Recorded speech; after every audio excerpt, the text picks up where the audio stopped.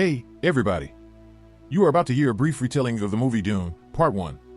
Before we get started, hit the like button and subscribe. It may only be a click for you, but it has a significant impact on the channel. A young heir to space aristocrats escapes a bloody massacre by his enemies. He teams up with savages on a backward desert planet, the only place in the universe where they mine the spice needed for space travel to avenge his father's death. The movie begins on the doomed planet Arrakis. Freeman, a local girl, is watching aliens harvest spice, a special spice melange, in the desert. A clan of violent space aristocrats, the Harkonneni, are in charge of the gathering.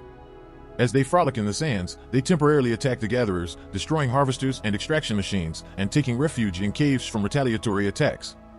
The locals are unable to chase the guests away. One day, however, the Podok Emperor demands that they leave the planet. The Harkonnens load onto ships in rows and fly away. The story shifts to the planet of the Atreides. Paul, the heir to Duke Lethe, is plagued by nightmares. His mother, Lady Jessica, trains her son to use his voice, the ability to bend people to his will. Paul studies the history of Dune and the Freemen. From the constant use of spice, they have blue eyes. An imperial herald arrives on a visit to deliver the Emperor's orders for assignment to Arrakis. Later, Paul meets his mentor Duncan, who prepares to fly out first to make all the arrangements. The young man asks permission to go with him, but his father is against it. The Emperor diverts their attention. Influence from the Rhaeta threatens to unite the great houses, which could shake his power. Leto plans to teach his son political tricks. Their first order of business on Arrakis is to enlist the help of the Freemen. After the conversation, Paula pays a visit to the Freeman, Halleck, a dedicated warrior, filling in for Duncan as a trainer. The young man doesn't want to train, but Khalik insists. The enemies won't wait. They activate power armor, vulnerable only to cold weapons in close combat, and exercise. The fight ends in a draw. In the morning, the Reverend Bene Gesserit, mother of the order, summons Paul. Methods developed by women to exercise the body and mind. Georgia warns her son not to cross her. The Reverend's voice compels the young man to obey. She has prepared a challenge. He can't get rid of the pain by keeping his hand in the box, or she will kill him. Paul is experiencing difficulties. The Reverend Mother claims that he has a great power that she inherited from her mother. After she leaves the planet, she reprimands Jessica one last time. Instead of a daughter, she gave birth to a son, disobeying the order. Jessica meets Paul after her departure. Overhearing the conversation, he realized that the Order's affairs, which control the politics of the Empire, were kept in the shadows. Soon the Atreides arrive on Arrakis. They are greeted by a desert full of wind and sand. It is Sufer, the computer man. On copters, they fly to a city sprinkled with sand where the ruler's residence is located. While Leto inspects the infrastructure, Jessica chooses a maid. Her choice falls on Freeman's woman. The woman presents Chris with a knife as a gift, believing the new mistress to be the mother of the Messiah. Paul examines a mural of Shai Hulud, a sandworm that produces spice in the course of its life, and then watches a documentary about the planet. To avoid disturbing the worms with stomping, the Freemen move in a special sandy gate. Nor do the Freemens consist of just Gordons and Morgans. Paul notices a mechanical killer bug in the room and freezes to avoid attracting attention. The robot can't find its victim. When the maid enters, the bug reacts. Only Paul's excellent reaction in grabbing the robot saves the woman. It turns out that the Harkonnens walled up the killer operator in the wall, where he spent 6 weeks. On the planet of the Harkonnens, Reverend Mother Bene Gesserit gives Baron Vladimir important news. The Emperor will dedicate his elite guardsmen, the Sardaukars, to destroy the Atreides. But the Order wants Paul and Jessica to survive. The Baron agrees, but barely a mother away, orders the Mentat to eliminate everyone. At the meeting, Sufer reports that the Harkonnens have left some liquid junk for spice mining. It won't be possible to get back to the same level of production anytime soon. Unless we use the Splurgiola. The technician in charge is Dr. Kynes, who has been on Arrakis for 20 years.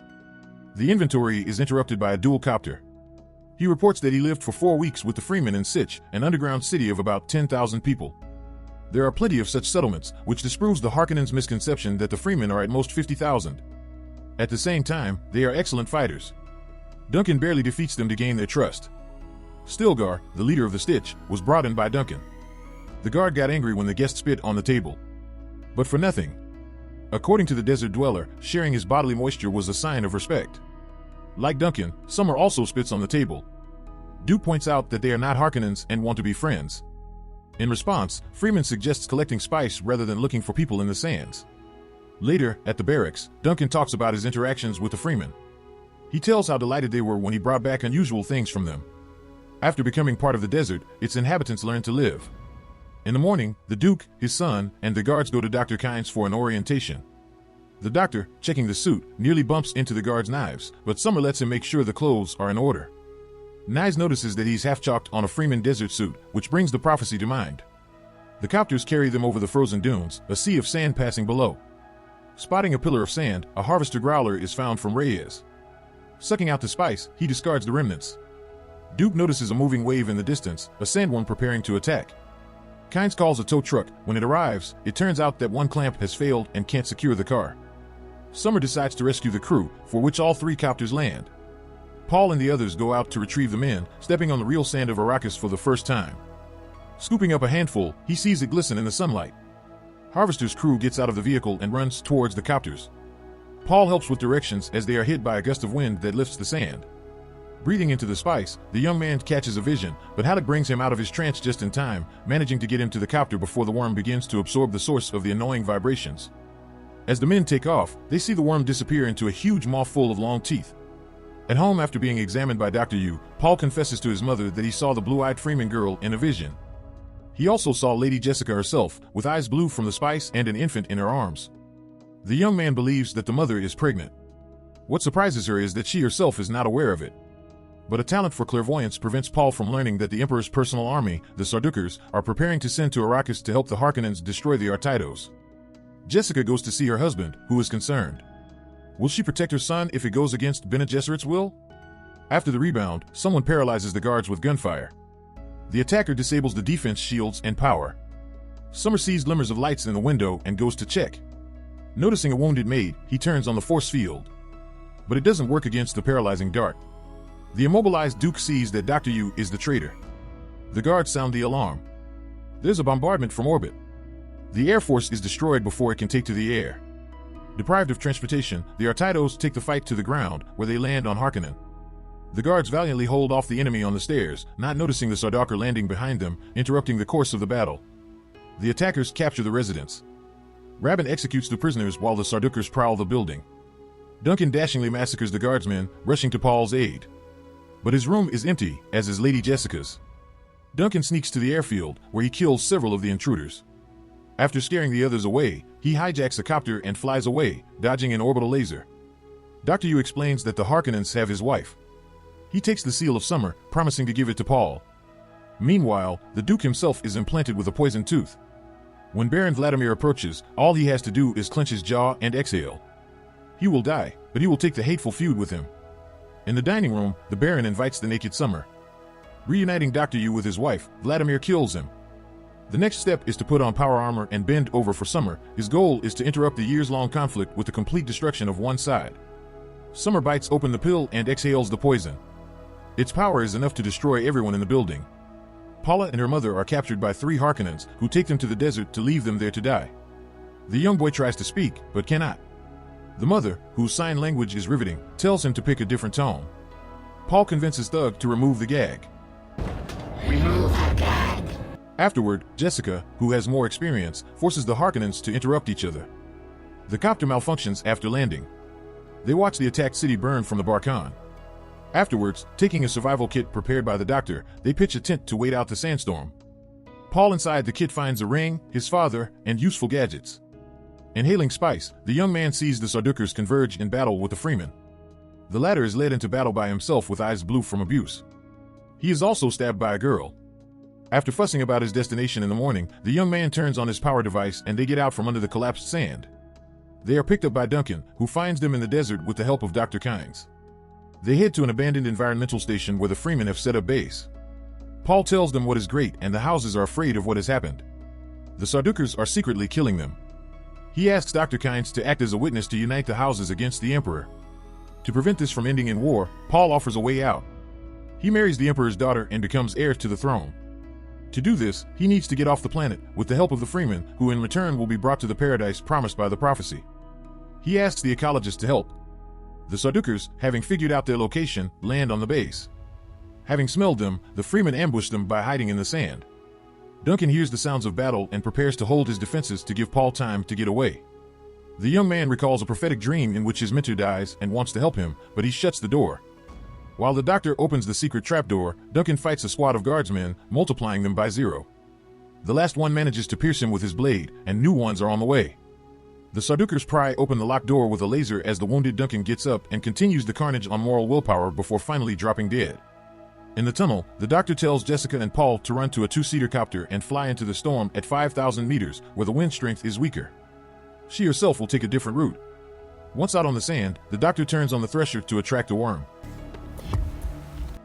He prepares to harness it to ride away, but is stabbed in the back. The Sardaukar are not considered elite for nothing. However, they are powerless against the Shayed Luds and die ignominiously in its voracious mouth. Paul and his mother find a copter and take off, heading east. 3 enemy copters hang on its tail. The young man steers straight into the storm and the pursuers, firing rockets, turn back. Even the missile is blown off course by the force of the wind, nearly breaking the copter. Paul sees the vision again after being captured by Hurricane Spice. The young man gives the copter its freedom by folding its wings. A stream of air flows upward where wind speeds are lower.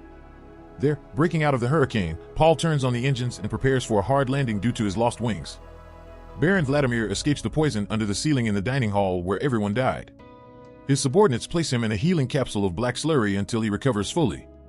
A nephew reports that the last Atreides disappeared in the storm and probably died. No one has yet survived the wilds of Arrakis. Paul and Jessica get out of the copter and run across the sand to the rocks before a curious worm comes to see what went boom. There they relocate, change into Freeman costumes, then move to find the locals, unaware that they are already following them. When it becomes necessary to continue through the sand, Paul remembers a documentary about sandwalking and teaches his mother how to move. At night, they climb to the ridge of Barkana, where they make a rest stop. Nearby, a worm becomes active. Trying to get away from it, they stumble into the compacted sand, where gate does not help. The only way to escape is to run to the rocks. The Atreides dash away as the worm chases them. Stumbling, Paul falls, but is almost to the rocks when the worm surfaces and stands before the men in all his wormy glory. He then dives into the sand, walking away.